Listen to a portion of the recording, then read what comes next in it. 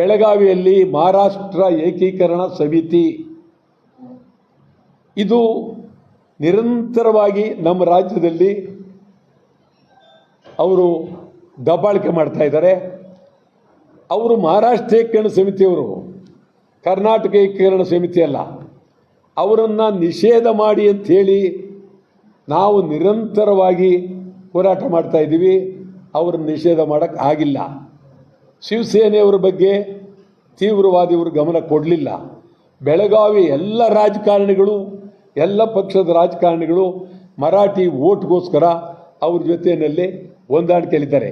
ಎಲ್ಲರೂ, ಯಾವ ಪಾರ್ಟಿಯವರಂತ ಎಲ್ಲರೂ, ಕನ್ನಡ ಪರ ಸಂಘಟನೆಗಳು ಮಾತ್ರ ಭಾಳ ಅದ್ಭುತವಾಗಿ ಇದ್ದಾರೆ.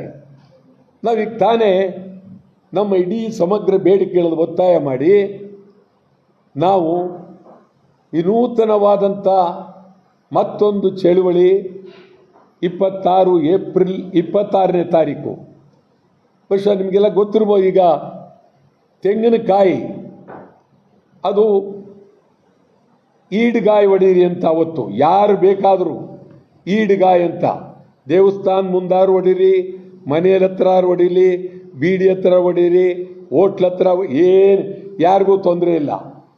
ಕರ್ನಾಟಕ ಬಂದಾದಾಗ ಮಾತ್ರ ಭಾಳ ಹೇಳ್ತಿದ್ರು, ಇಲ್ಲ ಹೋಟ್ಲು ಮುಚ್ಚಕ್ಕಾಗಲ್ಲ, ನಮ್ಮದು ನೈತಿಕ ಬೆಂಬಲ, ಇನ್ನೊಂದು ಮಾಡೋಕ್ಕಾಗಲ್ಲ ಅಂತ ಏನೇನೋ ಹೇಳ್ತಾ ಇದ್ರು.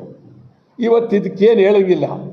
26ನೇ ತಾರೀಕು ಕನಿಷ್ಠ 2 ಕೋಟಿ ಈಡ್ಗಾಯಿ ಹೊಡೆಯುವ ಚಳುವಳಿ ಇಡೀ ರಾಜ್ಯಾದ್ಯಂತ, ಅಖಂಡ ಕರ್ನಾಟಕಾದ್ಯಂತ ಮಾಡಬೇಕು ಅಂತ ಮಾಡಿದ್ದೀವಿ.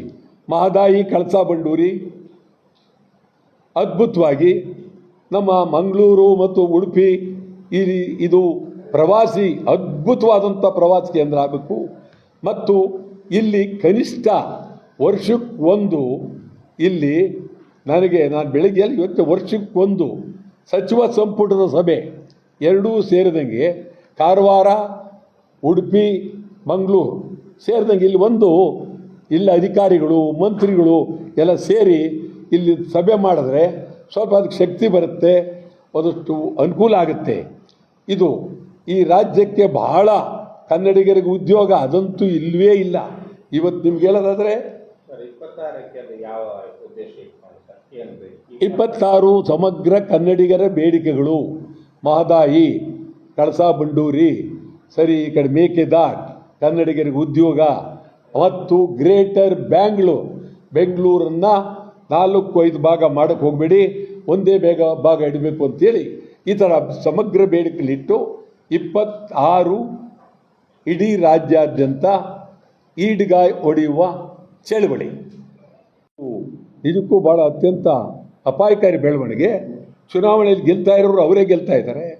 ಪ್ರತಿಯೊಬ್ಬರಿಗೂ ಒಂದೊಂದು ಚುನಾವಣೆ ಅಂತ ಹೇಳಿದ್ರೆ ಶಾಸನಸಭೆಗೆ ಕಡಿಮೆ ಇಲ್ಲ, ಮಿನಿಮಮ್ ಕಡಿಮೆ ಅಂದರೆ 20-25 ಕೋಟಿ, ಅದರ ಮೇಲೆ ಬೇಕಾದಷ್ಟು ಲೆಕ್ಕವಿಲ್ಲದಷ್ಟು ಹೋಗುತ್ತೆ. ಚುನಾವಣಾ ಆಯೋಗ ಕಣ್ಣಿದ್ರು ಕಣ್ಣಿಲ್ದಂಗೆ ಕೊಡ್ತಿದ್ದಾರೆ. ಇಡೀ ಒಂದು ರೀತಿ ಅಸೆಂಬ್ಲಿ, ವಿಧಾನ ಪರಿಷತ್ ಇವೆಲ್ಲ ವ್ಯಾಪಾರ ಆಗ್ತಾ ಇದೆ. ಇದು ಒಳ್ಳೆಯ ಸೂಚನೆ ಅಂತೂ ಅಲ್ಲ. ಇದರ ದೃಷ್ಟಿಯಲ್ಲಿ ನಾವು ಹಿಂಗೆ ಹೋದರೆ ಮುಂದಿನ ದಿನದಲ್ಲಿ ಚುನಾವಣೆಯ ಬಗ್ಗೆ ನಂಬಿಕೆ ಹೋಗುತ್ತೆ ಅನ್ನುವ ನೋವಿದೆ.